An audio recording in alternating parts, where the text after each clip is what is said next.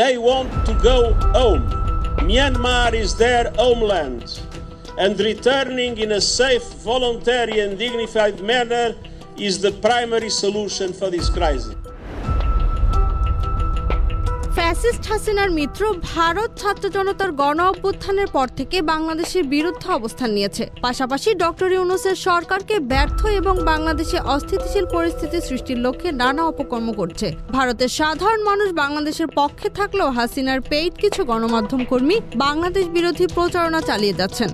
হাজার হাজার অ্যাক্টিভিস্ট ভাড়া করে বাংলাদেশের বিরুদ্ধে সোশ্যাল মিডিয়ায় নামানো হয়েছে। সম্প্রতি ভারতীয় গণমাধ্যম আজতাক বাংলা দাবি করছে, বাংলাদেশে থাকা রোহিঙ্গাদের জন্য ট্রেনিং দিয়ে আলাদা রাষ্ট্র তৈরির ছক করছে পাকিস্তান। ফলে ভেঙে যাচ্ছে বাংলাদেশ, যাতে ইন্ধন দিচ্ছে আওয়ামী সুবিধাভোগী দোসররা। তাদের এমন উদ্ভট নিউজ দেখে এটাই স্পষ্ট হয় যে সম্প্রতি বাংলাদেশে জাতিসংঘের মহাসচিব অ্যান্টনিও গুতেরেসের সফর ও রোহিঙ্গা ক্যাম্প পরিদর্শন নিয়ে ভারতের গাচ্চদাহ শুরু হয়েছে, যে কারণে তারা বরাবরের মতো পাকিস্তানকে যুক্ত করে বাংলাদেশ বিরোধী অপপ্রচারে নেমেছে।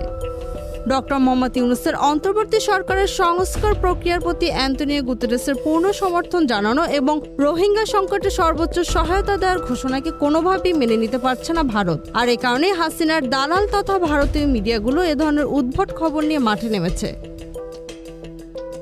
Z news, Dhaka.